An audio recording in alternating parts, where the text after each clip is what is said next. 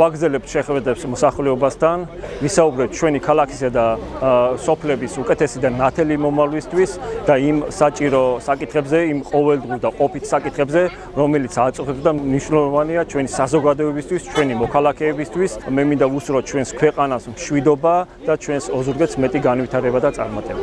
ბატონი პაატა მოდის აი ამ პროგრამით, რაც ეხლა წარუდგინა ადამიანებს მის ამომრჩეველს და ის რომ მისი პრიორიტეტი არის განათლება, ეს არის მთავარი.